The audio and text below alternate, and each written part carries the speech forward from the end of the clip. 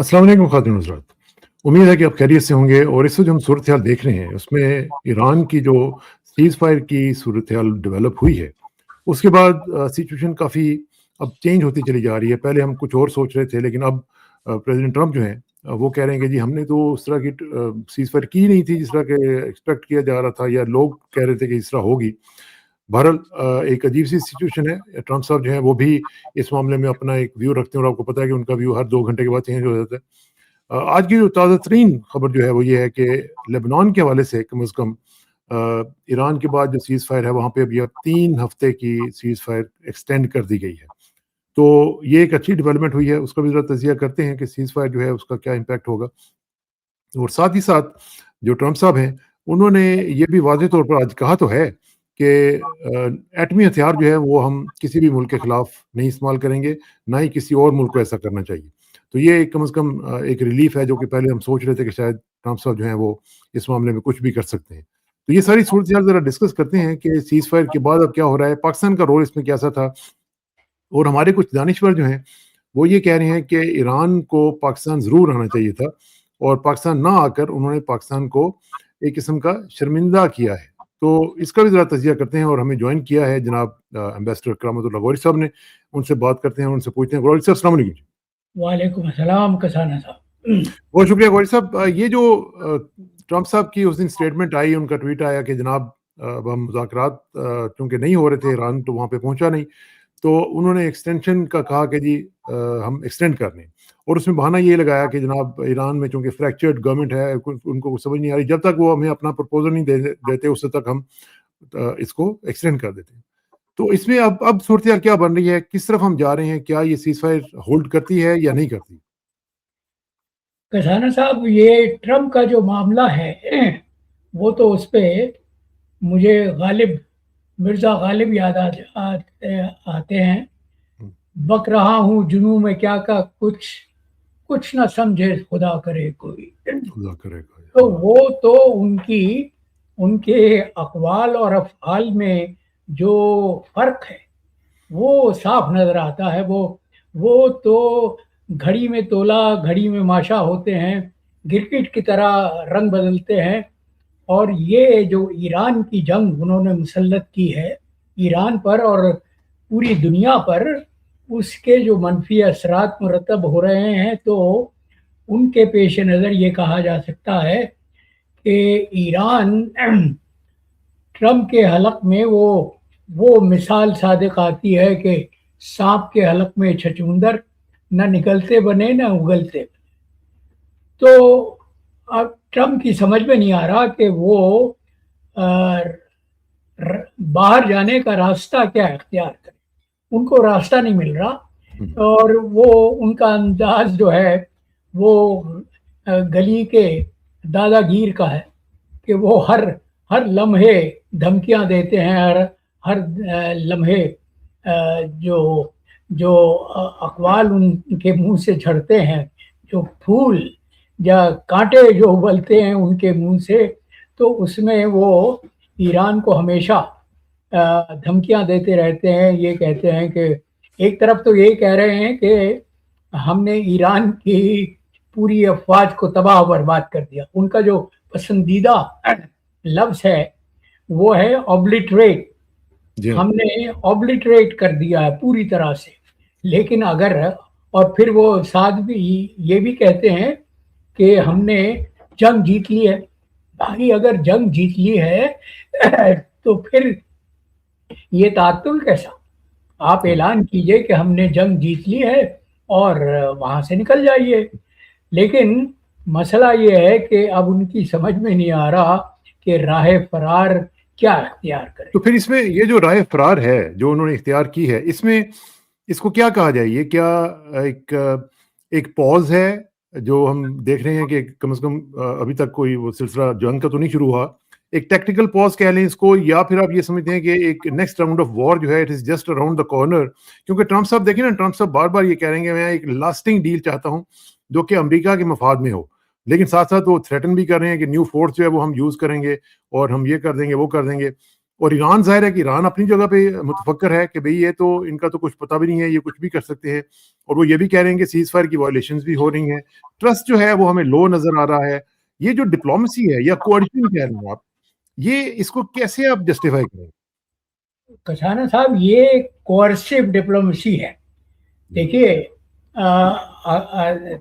طریقہ کار تو یہ ہونا چاہیے کہ دونوں فریق بغیر کسی کو دھمکیاں دیے ہوئے، بغیر کوئی شرائط رکھے ہوئے ایک میز پر، مذاکرات کی میز پر بیٹھے اور وہاں تمام معاملات کا حل تلاش کرنے کی کوشش کی جائے.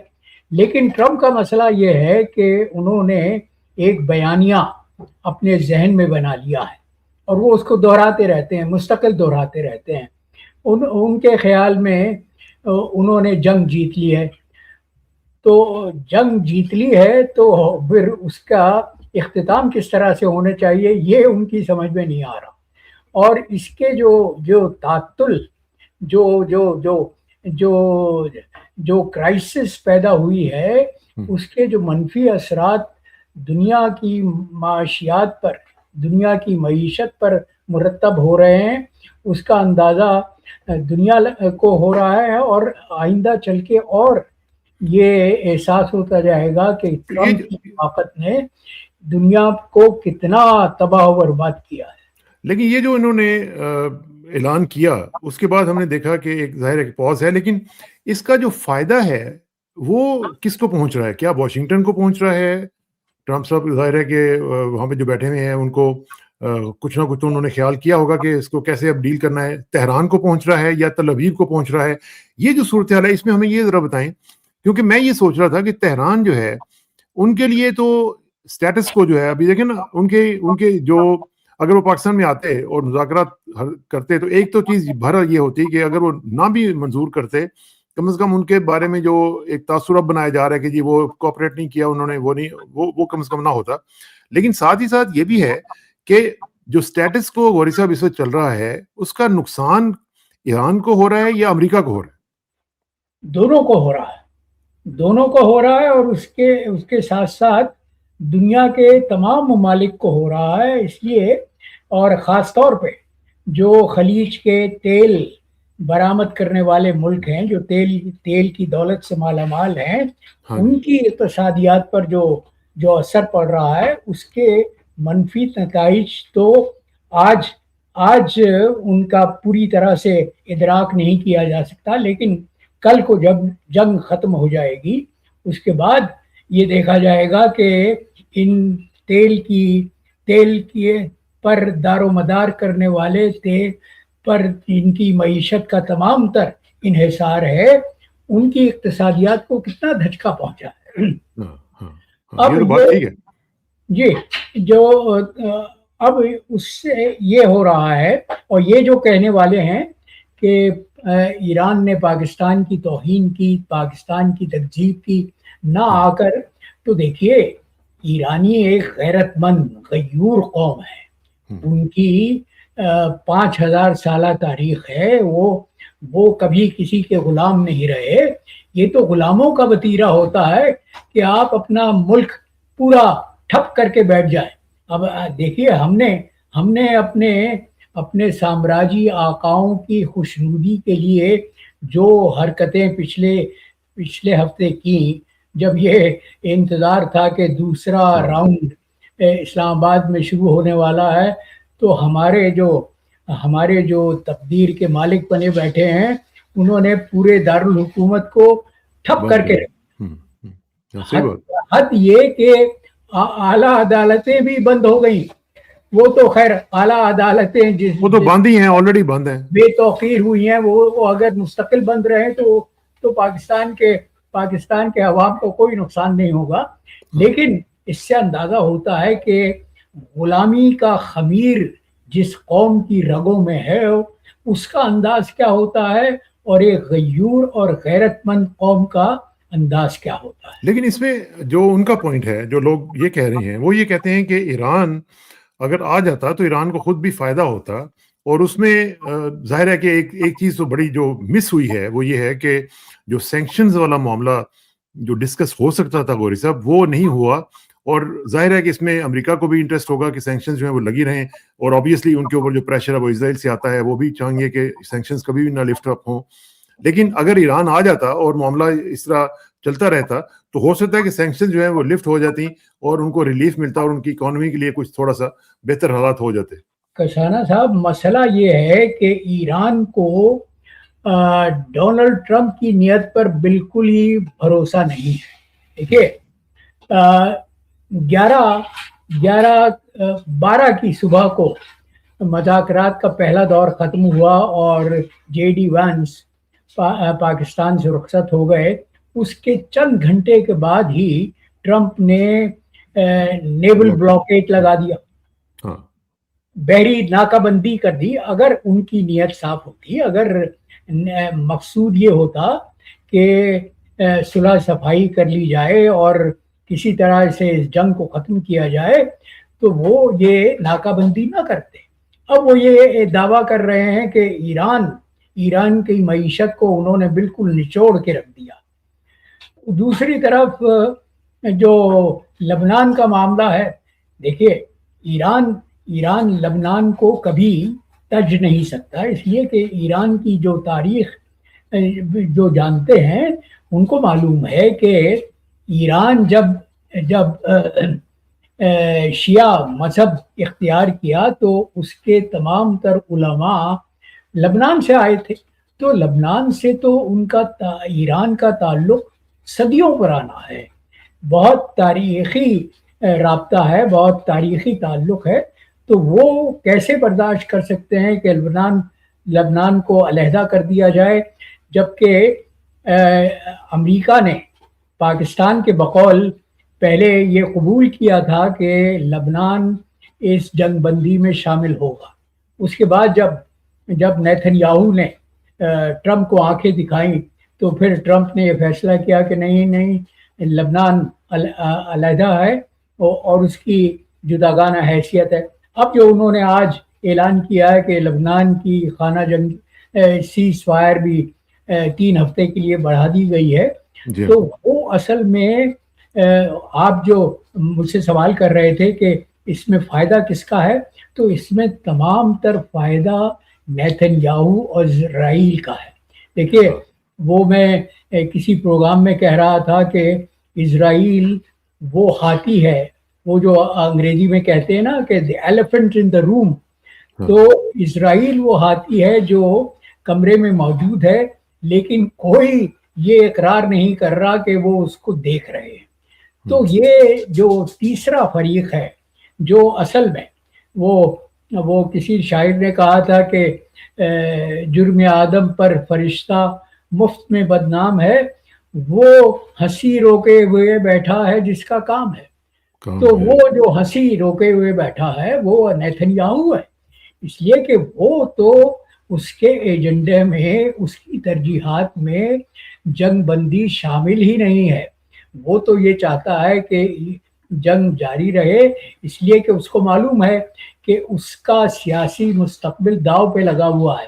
جب تک یہ جنگ جاری ہے اس کے مقدمات جو کرپشن کے الزامات ہیں وہ بحال نہیں ہوں گے, تو اس کی ترجیحات میں تو جنگ بندی شامل ہی نہیں ہے.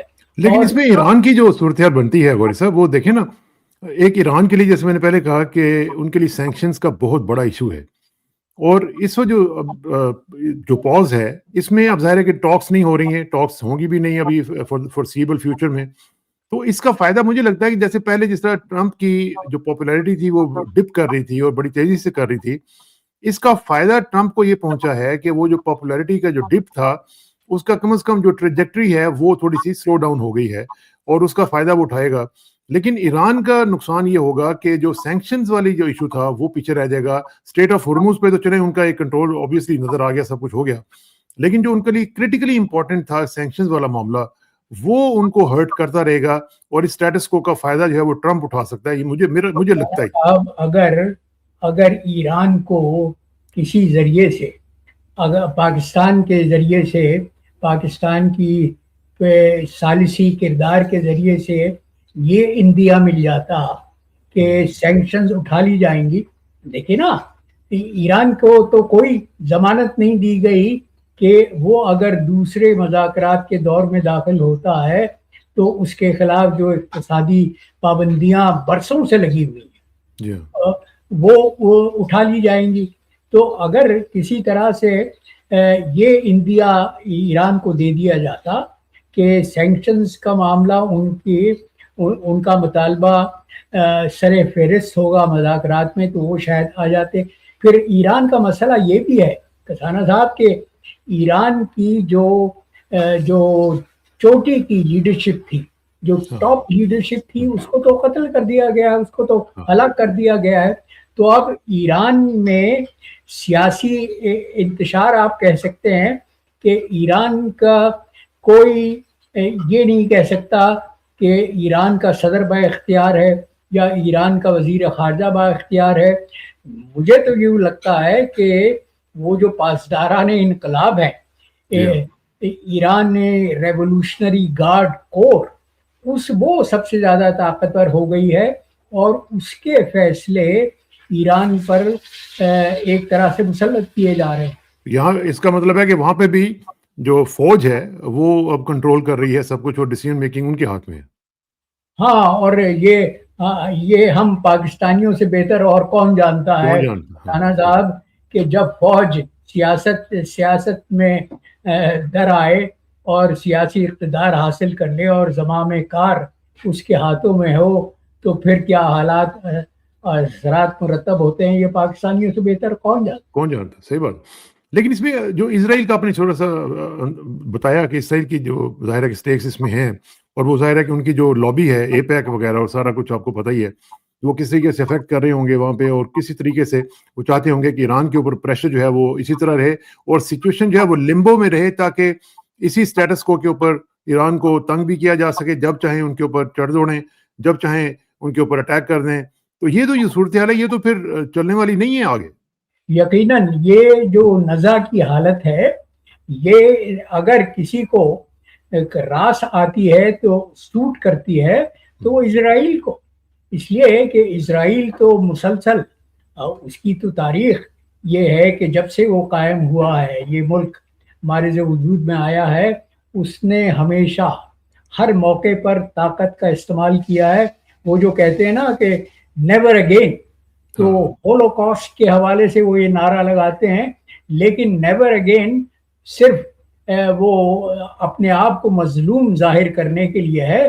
وہ دوسروں پر ظلم اور مسلط کرنے کے لیے نہیں استعمال کیا جاتا. اور یہ ایران کے تنازع کا جو ایک منفی پہلو ہے وہ یہ ہے کہ غزہ کے معاملہ پس منظر میں چلا گیا, بیک گراؤنڈ میں چلا گیا ہے, جبکہ صورتحال یہ ہے. آج ہی میں الجزیرہ پہ دیکھ رہا تھا رپورٹ کہ 16,000 سے 19,000 تک بچے ایک آنکھ سے یا دونوں آنکھوں سے محروم ہو چکے ہیں, ان کی بینائی جاتی رہی ہے.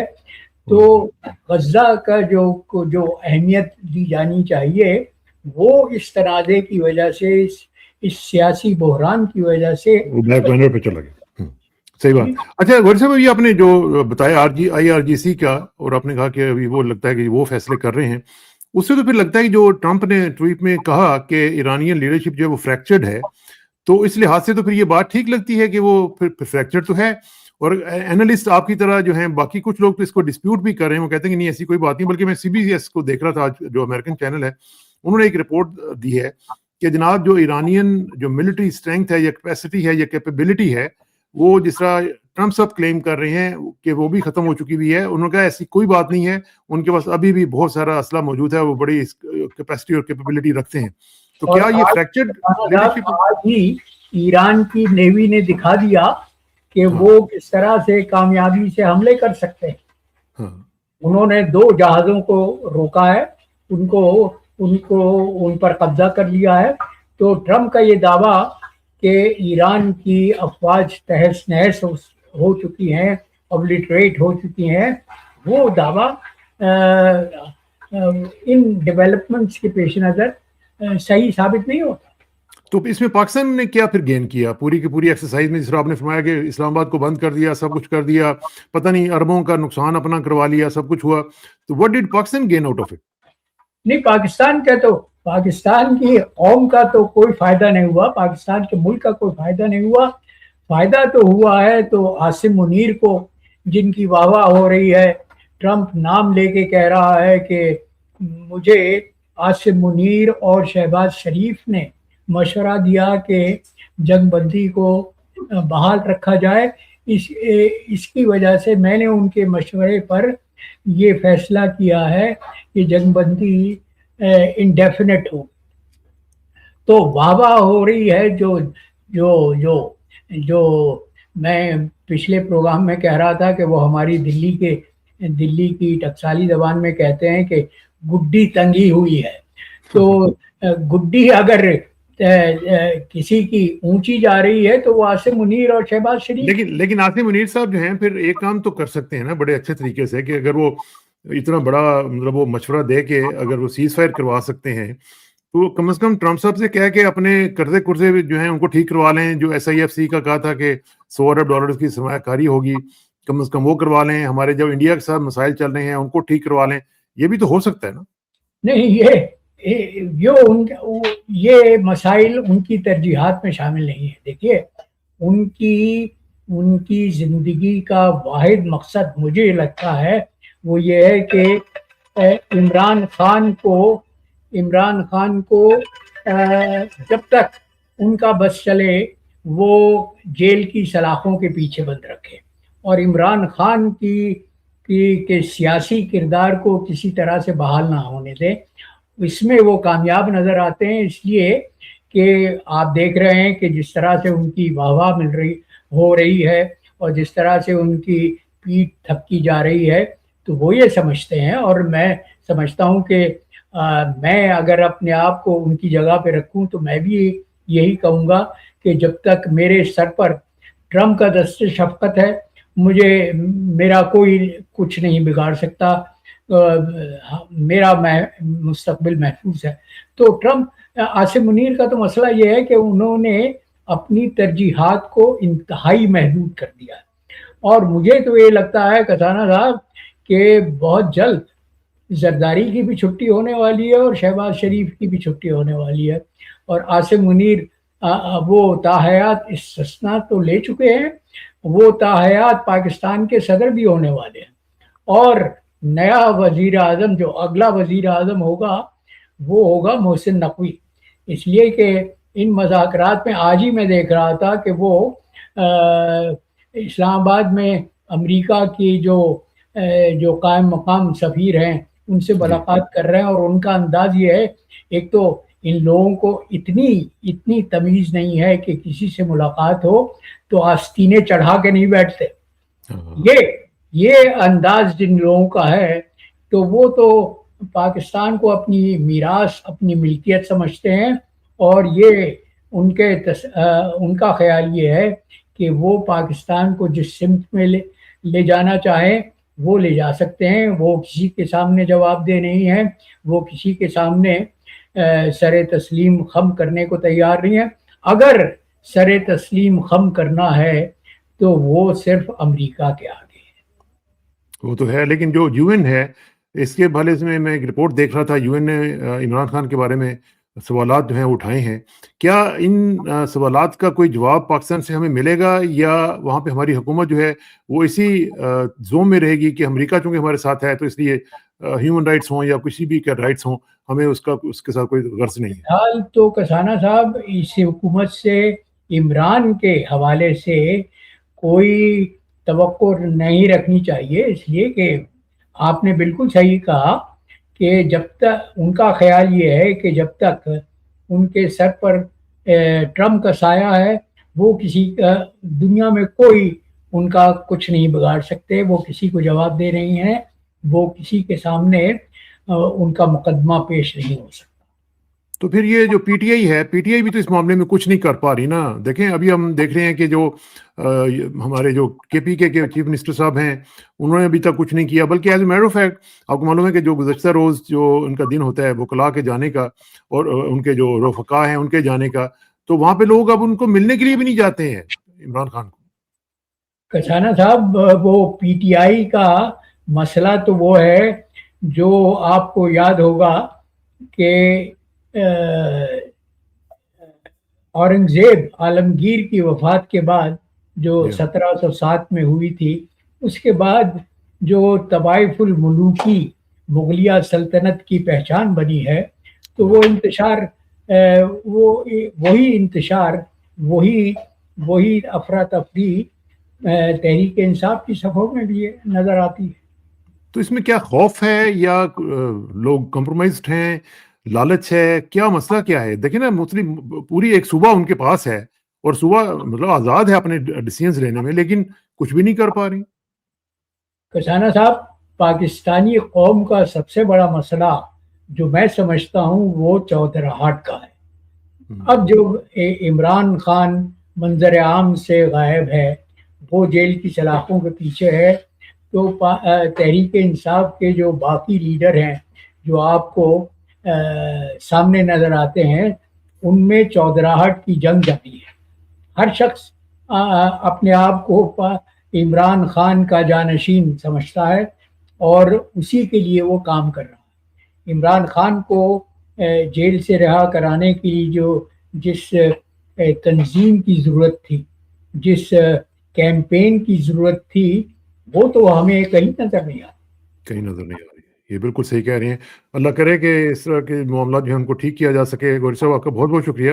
اور خواتین حضرات، آپ سے بھی گزارش ہے کہ آپ بھی اس طرح کی چیزوں کو غور سے دیکھا کریں، کیونکہ گوہری صاحب جیسے لوگ ہیں جنہوں نے زندگی اپنی ڈپلومیسی میں گزاری ہے، وہ جو بات کرتے ہیں وہ ویٹ کیری کرتی ہے. بہت بہت شکریہ گوہری صاحب، جلدی ملاقات ہوگی. Thank you very much. السلام علیکم. انشاءاللہ.